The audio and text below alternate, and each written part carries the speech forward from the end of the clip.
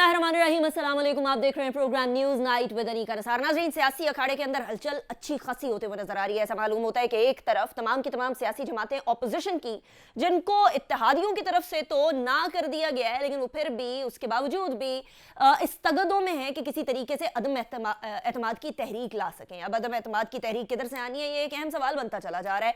पंजाब से आनी है या वफाक के अंदर डायरेक्ट लेकर आएंगे? KPK के अंदर भी हम लोगों को कुछ हलचल नजर आने लगी है। बिलावल भुट्टो जरदारी जो है एमल वली के पास पहुंच गए, मुलाकात करने लगे। अब से कुछ देर पहले वो कुछ बात भी कर रहे थे, गुफ्तगू भी कर रहे थे, कुछ सियासी बसीरत की भी बात कर रहे थे एमल वली की। जब इस तरह के मामलात होने लगते हैं, एक तरफ बेटे पेशावर में होते हैं तो दूसरी तरफ मौलाना फजलुर रहमान साहब के साथ मुलाकात हो रही होती है जरदारी साहब की, और मामला इस तरफ जा रहा होता है कि हुकूमत भी पॉलिटिकल जलसों की तरफ आ जाए, तो ऐसा मालूम होता है कि जैसे इंतखाबात का साल आ ही पहुंचा है। मालूम ये भी होता है कि पाकिस्तान तहरीक इंसाफ को गिराने के लिए, मुतजलजल करने के लिए नहीं बल्कि गिराने के लिए, अब ये तगोदो तमाम की तमाम सियासी जमातों तक फैलती चली जाएगी, और इसके अंदर पाकिस्तान तहरीक इंसाफ भी ऑपोजिशन की मदद करते हुए दिखा रही है। पीका जैसे कवानीन और ऑर्डिनेंसेस पे ऑर्डिनेंसेस लाने की वजह से एक अनपॉपुलर जो ओपिनियन है वो बनता चला जा रहा है पाकिस्तान तहरीक इंसाफ के हवाले से, बिलखुसूस इसलिए क्योंकि पाकिस्तान तहरीक इंसाफ वो जो अवाम की आवाज़ की बात करने वाली और इंसाफ की बात करने वाली, अब वो एक शख्स, दो शख्स, तीन शख्सियत की बुनियाद के ऊपर ऑर्डिनेंस पास करके मामलात को गंभीर करने चले जा रही है। ऐसे लोगों की जो कि फेक न्यूज़ के ज़िम्मे में आएंगे, उनकी ज़मानत भी नहीं हो सकेगी, और ज़मानत ना होने के साथ साथ ये मामला अब पहले के जो डिफेमेशन और लाइबल लॉज हैं उसके ऊपर एक तरह से ओवरलैप भी करेगा। कवानीन तो पाकिस्तान के अंदर बहुत सारे हैं, CRPC के अंदर भी, CPC के अंदर भी, PPC के अंदर भी, पाकिस्तान पीनल कोड के अंदर भी यानी और क्रिमिनल प्रोसीडिंग कोड के अंदर भी हमारे पास डिफेमेशन और लाइबल के कवानीन हैं, लेकिन उसके बावजूद भी फेक न्यूज़ के लिए एक नया कानून लाने की ज़रूरत पड़ी। इसीलिए मैं कह रही हूँ कि पाकिस्तान तहरीक इंसाफ के खिलाफ सारी की सारी जमातें खड़ी हो जाए तो एक तरफ, लेकिन अगर पाकिस्तान तहरीक इंसाफ अपने हवाले से अपने पाँव पे कुल्हाड़े मारने की बात करें तो वो आपको एक तरफ नजर आता है। दूसरी तरफ जो प्राइम मिनिस्टर हैं, प्राइम मिनिस्टर इमरान खान साहब, उन्होंने आज ई तिजारत की जो पोर्टल है उसका इफ्तिताह भी किया। ये एक पॉजिटिव कदम है, बिल्कुल पॉजिटिव कदम है, लेकिन इसके समरात आने वाले साल, 2 साल में कितने हम ले सकेंगे, ये भी एक अहम सवाल बनता है। पाकिस्तान तहरीक इंसाफ क्या सही डगर पर है या नहीं है, या सियासी तौर पर अपनी बसीरत खोती चली जा रही है, ये एक अहम सवाल बन गया। लेकिन इन तमाम को डिस्कस करने के लिए हमारे साथ जो मेहमानान मौजूद हैं, इसके कानूनी पहलू को भी, सियासी पहलू को भी मैं उनका तारुफ करवा दूं। अमजद अली नियाजी साहब हमारे साथ मौजूद हैं पाकिस्तान तहरीक इंसाफ से, ससी पलीजो साहबा हमारे साथ पाकिस्तान पीपल्स पार्टी से मौजूद होंगी, अहमद जवाद साहब हमारे साथ PMLN से मौजूद हैं, इसके साथ साथ आरिफ चौधरी साहब हमारे साथ मौजूद हैं जो कि जाने माने वकील हैं। तमाम को बहुत शुक्रिया। सबसे पहले अमजद अली नियाजी साहब, आपसे ही शुरुआत करूंगी। ये हुकूमत के खिलाफ सारी जमातें इकट्ठी हो जाएं तो शायद गिरा ना सके, लेकिन आपको नहीं लगता पाकिस्तान तहरीक इंसाफ अब मदद करने लग गई है ऑपोजिशन की कि आइए ठीक है हमारी हुकूमत को मुतजलजल कर लें या अनपॉपुलर कर लें, क्योंकि महंगाई तो एक तरफ है ही है जो आप लोगों के सर पे पड़ गई है, इंटरनेशनल मार्केट की वजह से कह लें, इंटरनेशनल कमोडिटीज़ की वजह से कह लें, लेकिन उसके साथ साथ आप भी कोई पॉपुलर डिसीजंस नहीं ले रहे। बिस्मिल्लाहिर्रहमानिर्रहीम। अनीका, सबसे पहले तो ये कहना चाहूँगा कि ये पाकिस्तान डेकेट मूवमेंट अल्लाह ताला के फजल करम से कुछ भी नहीं कर सकता, लेकिन एक चीज़ वाज़ेह हो गई है कि जब पाकिस्तान की इकोनॉमी बेहतरी की तरफ चली गई है तो ये मैसेज देना चाहते हैं पूरी दुनिया को कि पाकिस्तान जो है वो अपने पैरों पे क्यों खड़ा हो रहा है, और ये इंतशार की पॉलिटिक्स जो है ये को पाकिस्तान की खिदमत नहीं कर रहे, बल्कि ये पाकिस्तान की कोई आज जो कहते हैं ना कि हम अवाम की खिदमत के लिए बाहर निकल रहे हैं, ये इनके जाती झंडे हैं, इनको चमड़ी भी बचानी है और दमड़ी भी बचानी है, ये सारे रोल की चमड़ी और दमड़ी की है। मैं अमजद अली नियाज़ी साहब आपकी तरफ वापस आती हूँ। अहमद जवाद साहब, कमिंग टू यू, आप इन तरामीम को किस तरीके से देखते हैं? पाकिस्तान मुस्लिम लीग नून ने ये मौक़िफ़ तो क्लियर कर दिया कि जितने ऑर्डिनेंसेस जारी किए जा रहे हैं वो सारे के सारे आकर वापस लेंगे, लेकिन पीका तो बना तो आप लोगों के ज़माने में था, तब तो आप PTI में थे, लेकिन PMLN के ज़माने में बना था अहमद जवाद साहब, तो इसका कुछ जिम्मेदारी तो आपको भी अपने कंधों पर उठानी पड़ेगी। देखें, सबसे पहले तो ये जो अभी जो ऑर्डिनेंस आया है इसका तो जाहिर है कि किसी माजी की पार्टी से कोई ताल्लुक नहीं है। हम तो आज बात कर रहे हैं इस ऑर्डिनेंस पे जो कि मेरा ख्याल है कि पाकिस्तान की तारीख में कोई ऐसी मिसाल नहीं मिलती, एक सिर्फ डिसएग्रीमेंट के ऊपर या तनकीद की बुनियाद के ऊपर जिसकी इंटरप्रिटेशन करने का इख्तियार जो है वो गवर्नमेंट या एफआईए को होगा, और जिसमें जमानत भी नहीं हो सकती और जिसमें 5 साल कैद होगी। मेरा ख्याल है कि इसको मैं थोड़ा सा आपको एक्सप्लेन करूं कि ये यहाँ तक नौबत क्यों पहुंची, क्यों हुकूमत को इतना ये डेस्परेट मेजर जो है वो करना पड़ा। देखें, अगर आप इस हुकूमत की स्ट्रेटजी देखें मीडिया के हवाले से, यानी अवाम तक अपना बयानिया पहुंचाने के हवाले से, इस हुकूमत ने आगाज किया कोई 30-40 तर्जमान लेके, उनका हर हफ्ते इजलास होता था और वहां पे शहजाद अकबर साहब जो है पावर पॉइंट पे प्रेजेंटेशन देते थे, और जिसमें एक ख्याली पुलाव बनाया जाता था कि पैसे इधर से आए और इधर गए, और फिर तर्जुमानों की तरबियत की जाती थी कि आपने टॉक शो में शाम को जाके इसके ऊपर जो है आपने अपोजिशन पे अटैक करना है। अब ना तो वो शहजाद अकबर रहा, ना वो ओपनिंग बैट्समैन रहा, ना वो एहतसाब रहा, वो तो एक फ्लॉप एहतसाब जो है वो तो खत्म हो गया। यानी ये पहली स्ट्रेटजी का हिस्सा था पाकिस्तान तहरीक इंसाफ की, इमरान खान नियाजी की इंस्ट्रक्शंस के मुताबिक, जो नाकाम होगी। उसके बाद इन्होंने दूसरा मरहले में मीडिया के ऊपर अटैक्स किए, कहीं पे कोई चैनल बंद किया, कहीं पे किसी एंकर पर्सन को बैन किया, कहीं पे जुर्माने लगाए। Sorry I am cutting you short here, लेकिन ये सिर्फ इन्होंने नहीं किया होगा, आप इनके ऊपर इल्जाम लगा रहे हैं। आप लोगों की जो रहनुमा मरियम नवाज साहिबा की तो ऑडियोज बाकायदा लीक हो चुकी हैं, तो आप लोग तो ये बात करते हुए अच्छे नहीं लगते ना। अच्छा अनीका, मैं क्या बात करते हुए अच्छा लगता हूँ उसका इख्तियार मुझे दे दें, क्योंकि वो इख्तियार अगर आप ले लेंगी तो फिर मुझे बुलाने की बस तो फिर कोई चले मुझे एक्सप्लेन तुक कर नहीं दें बनती। वो कि मरियम नवाज साहिबा की मैं भी वही लीक्स मैं आ वही गई, ऑडियो लीक्स पहले आ गई। मुझे बिल्कुल, ये आपने मुझे इजाजत देनी है कि मैं उस पर भी अब जी, आपको सवाल का जवाब दूं, लेकिन जो पहले आपने गलती से मेरे से सवाल पूछ लिया तो उसको तो मुकम्मल करने गलती से देना। नहीं, मैंने बड़ा उसका सोच जवाब तो समझ के मैं पूछा, डोंट वरी। तो फिर आप इजाजत जवाब दे दें, दें, फिर आप जवाब इजाजत दें, दें। आप जवाब दें। अच्छा, तो दूसरे मरले में मीडिया के ऊपर इस किस्म के अटैक्स हुए, चैनल बंद हुए, एंकर्स को बैन किया गया। जब उससे भी काम नहीं चला तो फिर एक मोहसिन बेग वाला ड्रामा हुआ, जिसका आज एक एपिसोड जो है आपने इस्लामाबाद हाई कोर्ट में देखा कि किस कदर एक स्टेट गर्दी और स्टेट से किस तरह से एक जो है वो एक शहरी को जो है वो हरास किया गया। और ये जाहिर है कि स्ट्रेटजी का तीसरा हिस्सा था कि खौफ व हरास की फजा पैदा की जाए। चौथे नंबर पे जब ये देखा कि अब मजीद आगे क्या करना है, तो फिर एक कानून आ गया जिसमें ना जमानत है, जिसको डिफाइन करना हुकूमत के पास है, किसने तनकीद की, किसने फेक इंफॉर्मेशन दी, यानी कि एक अनलिमिटेड जो है उनको दे दिया गया। अब इसके बाद एक आखिरी चीज मैं आपको बता दूं इस स्ट्रेटजी का, वो था जब कुछ भी नहीं बना तो एक अवामी राब्ता मुहिम का आगाज किया जाए। कभी भी कोई हुकूमत अवामी राब्ता मुहिम का कभी भी उसमें नहीं आती, इसलिए नहीं आती कि हुकूमत का अवाम से राब्ता उसकी परफॉर्मेंस और डिलीवरी होती है, वो अवामी राब्ता मुहिम अपोजिशन करती है। तो अब जो आपका दूसरा सवाल था कि मरियम नवाज का आपने जो किया, देखें एक अनीका, मैं और आप इस प्रोग्राम के बाद या इस प्रोग्राम से पहले अगर कोई गुफ्तगू करते हैं और वो एक इनफॉर्मल गुफ्तगू है मेरे और आपके दरमियान, वो किसी लॉ के नीचे नहीं आती। उसको आप अपनी जिंदगी में बेशुमार ऐसी गुफ्तगू करते हैं। मैं आपको बता देता हूं, जो मरियम नवाज ने गुफ्तगू की, ये वाली गुफ्तगू हमने इमरान खान से 100 दफा सुनी कि फलाना एंकर नजम सेठी के बारे में उनके क्या ख्यालात होते थे, सलीम साफी के बारे में उनके क्या ख्यालात होते थे, क्या इंस्ट्रक्शंस होती थी, क्या गाइडेंस होती थी।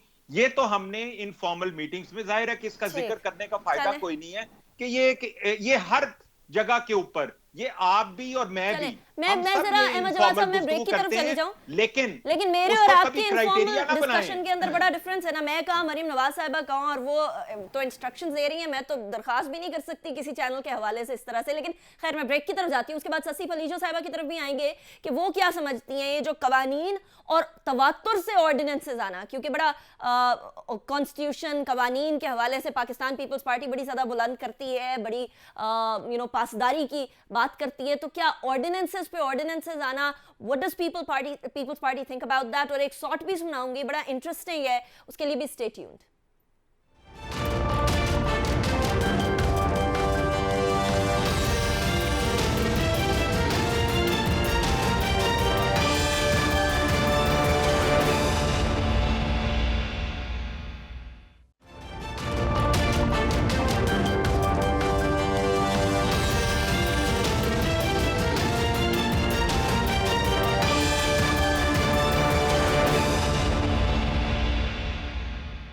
Welcome back after the break पे जाने से पहले हम बात कर रहे थे ऑर्डिनेंसेस की, और ऑर्डिनेंसेस बेशुमार आ रहे हैं। ऑर्डिनेंसेस के लिए बड़ी रिक्वायरमेंट्स होती हैं कि पार्लियामेंट का सेशन ना हो रहा हो, या कोई इमरजेंसी लगी हो, या कोई ऐसा मामला हो जो कि अर्जेंटली पास करने की ज़रूरत हो, जिसके ऊपर इवन डिस्कशन का भी टाइम ना हो। लेकिन ऐसा कुछ भी नहीं हुआ। शशि बलेजो साहिबा, पाकिस्तान तहरीक इंसाफ के प्रेसिडेंट, मेरी खुद उनसे जब बात हुई, जब मैंने उनका इंटरव्यू लिया, तो उन्होंने कहा कि हम लोगों ने तो इतने ऑर्डिनेंसेस नहीं पास किए जितनी पिछली हुकूमतें पास करती रही हैं। इवन इमरान खान साहब भी यही फरमाते हैं, पाकिस्तान तहरीक इंसाफ की गवर्नमेंट यही कहती है कि हम लोगों के ऑर्डिनेंसेस लाइमलाइट में आ जाते हैं, पिछली हुकूमतों के ऑर्डिनेंसेस लाइमलाइट में नहीं आते थे। क्या कहेंगी, पाकिस्तान तहरीक इंसाफ को अननेसेसरली क्या क्रिटिसाइज किया जा रहा है ऑर्डिनेंसेस पास करने पर? अनिका, देखें, हमारा ये जो मुवाजना करते हैं ना, मैं पाकिस्तान पीपल्स पार्टी की बात करूंगी। जब हम हुकूमत में आए तो उस वक्त दहशतगर्दी के खिलाफ दो मुई एक वला से हमारा वास्ता था, और तब तक 18वीं तरमीम के जरिए हमने जो गैर जमहूरी वो शिकें नहीं निकाली थी, तो उसमें जब अगर लाना भी पड़ता था तो हम फौरन बिल जो है वो ले कर लेते थे। तो ये एक तो बहुत बड़ा फर्क है। अब ये है कि पार्लियामेंट अभी 2 दिन पहले चल रही थी, फौरन उसको जो है उन्होंने उसको खत्म करके और ये ऑर्डिनेंस लेकर आए। अभी का ऑर्डिनेंस जो है ये चल ही नहीं सकेगा, ये चैलेंज हो जाएगी, क्योंकि उसमें जो आपकी बुनियादी आजादियां हैं, वैसे ही इस हुकूमत ने आपका स्पेस जो है पॉलिटिकल, सोशल, आपका वैसे सोशल फैब्रिक भी तबाह है, पॉलिटिकल, और उसमें आप सुकड़ती जा रही है, श्रिंक होता जा रहा है स्पेस। और उसके बाद फिर आप लेजिस्लेशन के जरिए भी, और वो भी ऑर्डिनेंस के जरिए, जिसमें पार्लियामेंट की कोई भी उसमें जो है कंट्रीब्यूशन नहीं, उसका राय नहीं, बात नहीं, एहतजाज नहीं, सोलो फ्लाई करके वन साइडेड जो है ये फैसले करके, और ये आमराना ये तर्ज हुकूमत है। अभी तो हम कहते हैं ये कोई जमहूरी हुकूमत नहीं है। उसमें जो है ये अभी लेकर आए, आपकी जमानत से लेकर, अरेस्ट से लेकर, आपका जो बुनियादी जो है फ्रीडम ऑफ एक्सप्रेशन, या जो राइट टू इंफॉर्मेशन है, या इवन जो आपका पूरा जो बेसिक जो आपकी बराबरी की बात करता है आइन, आपकी आर्टिकल 25, उसकी भी वायलेशन है। तो ये तो चैलेंज हो जाएगा, और ये दोनों ही चैलेंज करेंगे। शशि बलेजो साहिबा, आप लोग चैलेंज करेंगे? मेरे ख्याल में पाकिस्तान पीपल्स पार्टी बिल्कुल पार्लियामेंट में भी चैलेंज करेगी, और कोर्ट्स में भी ले जाना पड़ेगा तो करेगी, क्योंकि ये आपकी बुनियादी आजादियां जो है, जिसकी बात जिन्ना ने की, जिसकी बात सैयद इमाम जुल्फिकार अली भुट्टो ने की, जिसकी बात आइन करता है, जिसमें तहफ़्फ़ुज़ आइन देता है, उसके तो बिल्कुल ये एक शेयर वायलेशन है। Obviously you know it has to be challenged, I think. ठीक है, यानी पाकिस्तान पीपल्स पार्टी की तरफ से मेरे पास मौक़िफ़ आ गया है, मेरे शो में मौक़िफ़ आ गया है कि पीपीपी चैलेंज करेगी। अब जरा मैं इसके ऊपर कानूनी राय जानने की भी कोशिश करूंगी, लेकिन उससे पहले मैंने जब president of Pakistan doctor Arif Alvi के साथ इंटरव्यू किया था और ऑर्डिनेंसेस का जिक्र छड़ा था और बुलडोज करने का जिक्र छड़ा था कि पार्लियामेंट के अंदर भी कवानीन ऐसे पास कराए जा सकते हैं जैसे बुलडोजर चल रहा हो, तो president of Pakistan doctor Arif Alvi का क्या रिप्लाई था, क्या जवाब था, वो सुनिएगा। आप ऑर्डिनेंसेस बड़े पास कर रहे हैं और उधर लेजिस्लेशन हो नहीं रही है, असेंबली के अंदर ऑपोजिशन नाला होती है, हुकूमत को वो कहते हैं कि आप बुलडोज कर देते हैं और यहाँ से ऑर्डिनेंसेस आ जाते हैं। अच्छा, क्या मतलब बुलडोजिंग का? यानी जमहूरियत के अंदर मेजॉरिटी अपने कवानीन पास करती है। जब मैं असेंबली में था 2013 से 18 तक, बहुत सारे, मेरे ख्याल से 150 कवानीन को हमने अपोज किया था, तो उन्होंने सारे बुलडोज कर दिए। तो एक अजीब कैफियत है आजकल, ये बुलडोज कर दिया। भाई अजीब, मेजॉरिटी से कानून पास किया, बुलडोज क्या किया? चले, एक तो मेजॉरिटी से कानून पास किया, ऊपर से जो ऑर्डिनेंसेस पास किए उसके ऊपर भी यकीनन ऑर्डिनेंसेस तब पास करने पड़ते हैं जब कानून पास नहीं हो रहा होता, और यही डॉक्टर आरिफ अलवी का भी मौक़िफ़ था प्रेसिडेंट पाकिस्तान। आरिफ चौधरी साहब, मैं आपकी तरफ आऊँगी।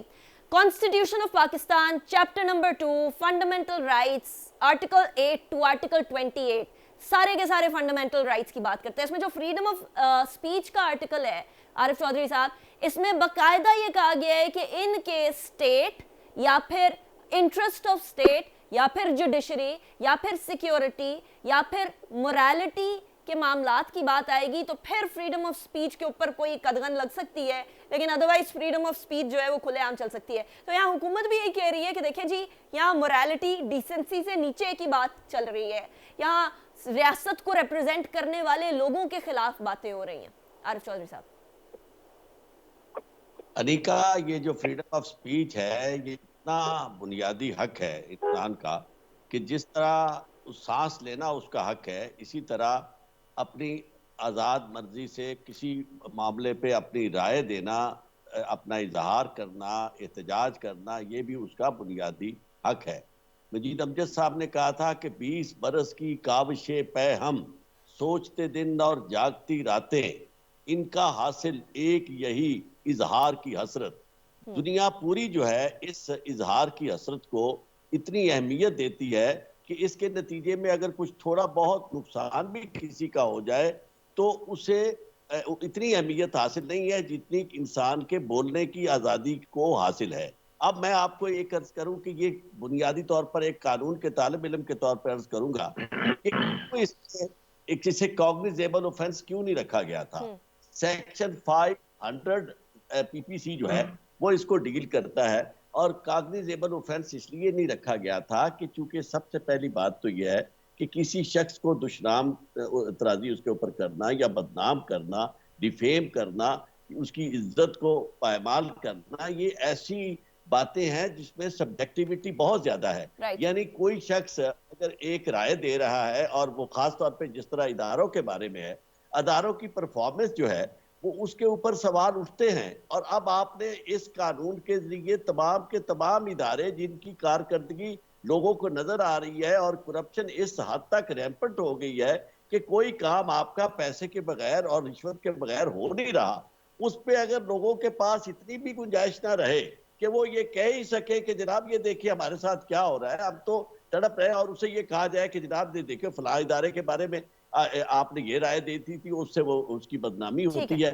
तो इसे कॉग्निजेबल नहीं रखा गया था, पहले इसको रखा गया था कि फर्क ये है कॉग्निजेबल और नॉन कॉग्निजेबल में कि जो नॉन कॉग्निजेबल होता है उसमें आप पहले अदालत के पास जाकर कन्विंस करते हैं कोर्ट को, वहां से फिर वारंट लेकर उसे अरेस्ट करते हैं। और जो कॉग्निजेबल होता है काबिल दस्तंदाजी पुलिस जुर्म, उसमें यह है कि आपने FIR लिखवाई और दर्द फौरी तौर पर उस शख्स की आजादी सलब कर ली, उसे गिरफ्तार कर दिया।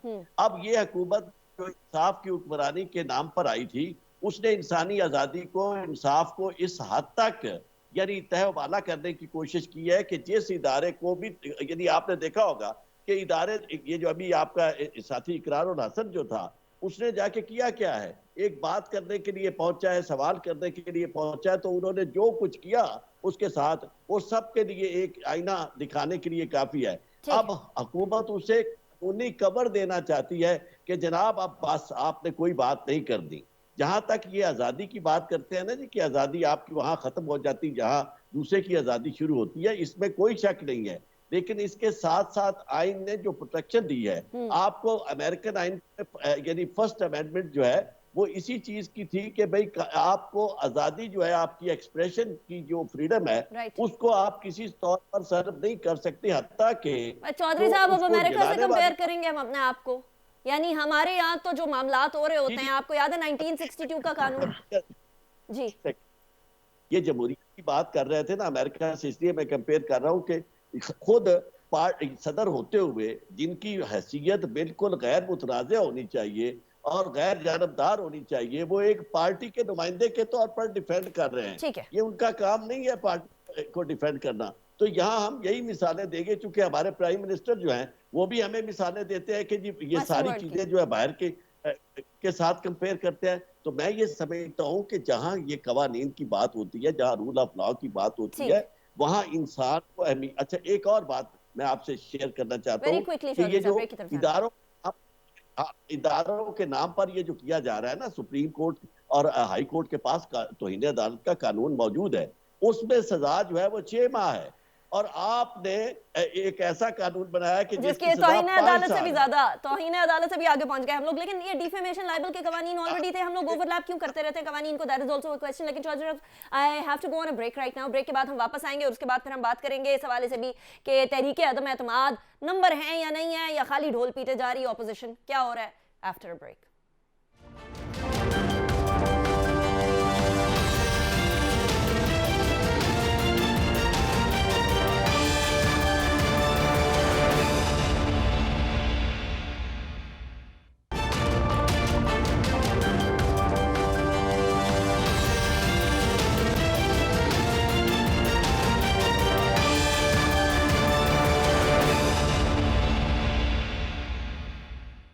Welcome back after break. इत्तेहादियों ने हाथ झटक दिया तो जहांगीर तरीन ग्रुप की तरफ पाकिस्तान की ऑपोजिशन बिलखुसूस पीडीएम का रुख होने लगा। स्पेशली जो पीडीएम और पीपल्स पार्टी में भी राब्ते बढ़ने लगे हैं, इन्होंने भी बहुत सारे सवालात को जन्म दिया कि क्या पाकिस्तान की ऑपोजिशन इस बात पे एडमेंट हो चुकी है कि किसी भी तरीके से पाकिस्तान तहरीक इंसाफ को हुकूमत से गिराना है। आज राना सनाउल्लाह साहब ने क्या फरमाया, इससे पहले 2-3 दिन के अंदर बड़ी इंटरेस्टिंग बातें ऑपोजिशन की तरफ से सुनने को मिली। इवन ये कि ऑपोजिशन के अपने अराकीन ये कह रहे थे कि हम इसी हफ्ते के अंदर कोई ना कोई तहरीक अदम एतमाद ज़रूर लेकर आएंगे। लेकिन अब लगता है कि वो जो है वो तब्दील होता हुआ नजर आ रहा है। राना सनाउल्लाह साहब ने पहले क्या फरमाया था वो पहले सुनिएगा।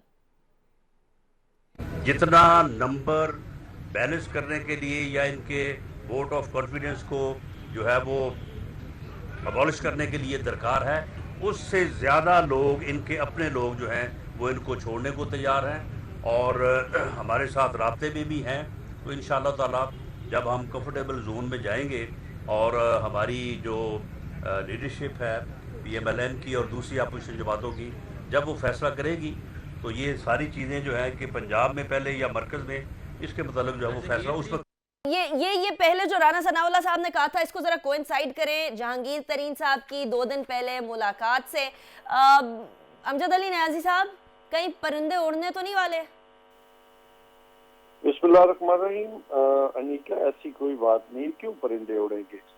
सब लोग अल्हम्दुलिल्लाह, बाहर का मौसम है अमजद अली न्याजी साहब, तो बाहर में ज्यादा बहार आएगी, ज्यादा सरसब्ज होगी, ज्यादा सब्जा आएगा, बागो बहार बनेगा, तो इसमें तो इंशाल्लाह ताला तो मौसम अच्छा आने वाला है। तो आपके लिए या ऑपोजिशन के लिए चल रही हैं, गवर्नमेंट के लिए और अपोजिशन के। पाकिस्तान डेकेड मूवमेंट को हमें कोई परेशानी नहीं है, कोई टेंशन वो नहीं। मैं उसे देखा, हमारे पास क्या, हम हमारे वो कह रहे, हम एक चादर लेके ना अपने कंधे पे लेके आए थे, हमें क्या परेशानी है? परेशानी तो उन लोगों की है जिसने को माल बनाया होगा कोई। इनका मसला तो यही है ना कि ये चमड़ी और दमड़ी के चक्कर में है कि ये बच जाए किसी तरह के साथ, NRO मिल जाए, डील मिल जाए, और जो इकोनॉमी जो है वो बहुत बेहतर हो रही है। तो इनकी ख्वाहिशात तो यही है कि ये अनस्टेबल हो जाए चीजें, एक दफा फिर ये बेहतरी की तरफ क्यों जा रही हैं। अभी चाइना के साथ जो लास्ट जो विजिट हुआ है उसपे अल्हम्दुलिल्लाह बहुत सारे MOU साइन हुए हैं, जिसमें बहुत सारी इन्वेस्टमेंट जहाँ पे आनी है। अच्छा, वैसे अमजद अली न्याज़ साहब, I am sorry I am cutting you short here, मुझे बता दीजिएगा कितनी दफा पिछले 3 सालों के अंदर PMLN ने और पीपल्स पार्टी ने और JUI ने आप लोगों से डील मांगी है? अनगिनत डील है, हर मौके पे आए, कोई ऐसा मौका तो उन्होंने छोड़ा ही नहीं, हाथ से जाने ही नहीं दिया।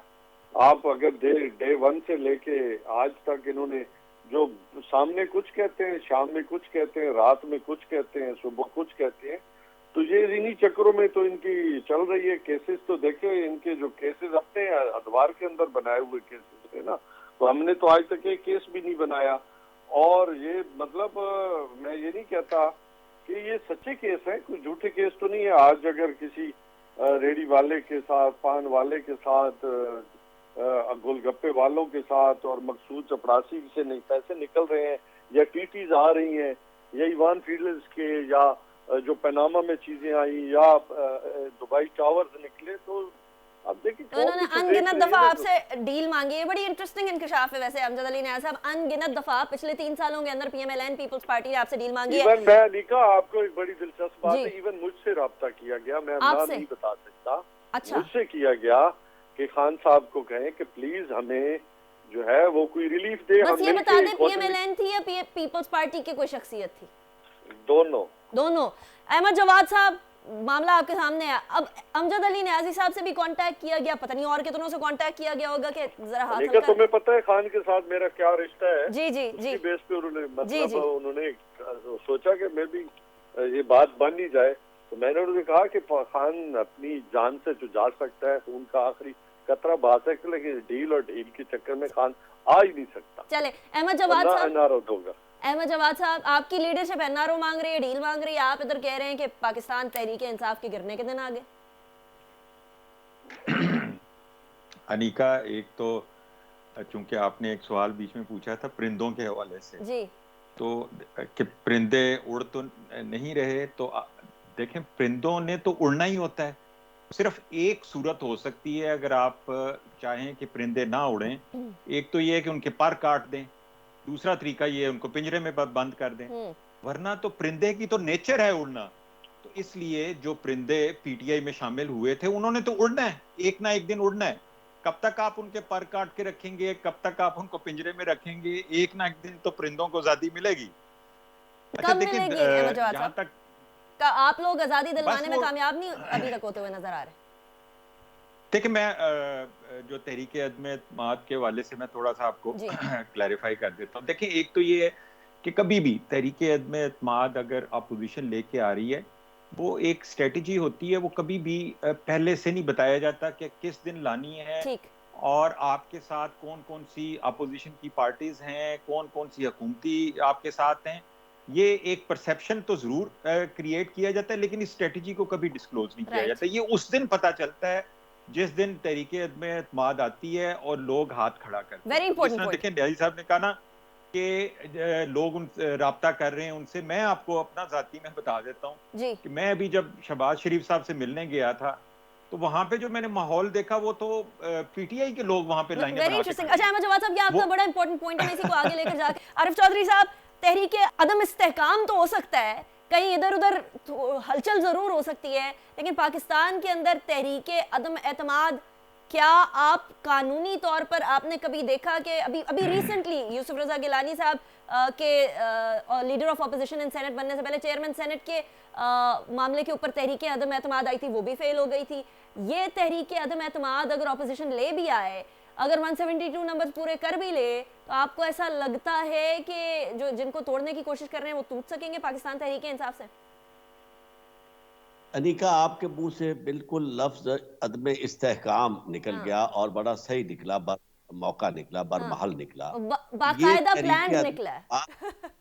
कामयाब नहीं हो सकती, लेकिन तहरीक अदम इस्तेहकाम जो है वो यकीनन कामयाब होगी। उसकी वजह ये है कि आपने अपने जो इंट्रो था उसमें भी ये बात कही और मैं बिल्कुल आपसे एग्री करता हूँ कि चाहे कहीं से कोई और मुश्किल आए या ना आए, ये पार्टी इस मामले में खुद कफील है अपने लिए मुश्किलात पैदा करने के लिए, क्योंकि इस तरह ना कभी हमने देखा ना कभी सुना कि एक शख्स मुल्क का वजीर आजम बनकर इस तरह की जुबान इस्तेमाल, किसी से बात ना करना चाहे। तो अभी चले आप तहरीक अदम एतमाद हो या ना हो, लेकिन तहरीक अदम इस्तेहकाम जरूर पूरी हो जाएगी। आरिफ चौधरी साहब, थैंक यू सो मच। वक्त कम है, नहीं तो हम इस डिस्कशन को आगे भी बढ़ाते। बहुत शुक्रिया आप तमाम ने हमें ज्वाइन किया। अमजद अली न्याजी साहब आपने भी ज्वाइन किया, ससी पलीजो साहिबा thank you so much, Ahmed Jawad साहब for joining me in the show. इसी के साथ अनीका निसार को इजाजत दीजिए। ये डिस्कशन किसी और दिन भी जारी रखेंगे, अभी तो सियासी माहौल इसी तरह का है, पूरा हफ्ता यही चलते रहना है। आपसे मुलाकात होगी इंशाल्लाह कल के प्रोग्राम के अंदर। अल्लाह हाफिज़।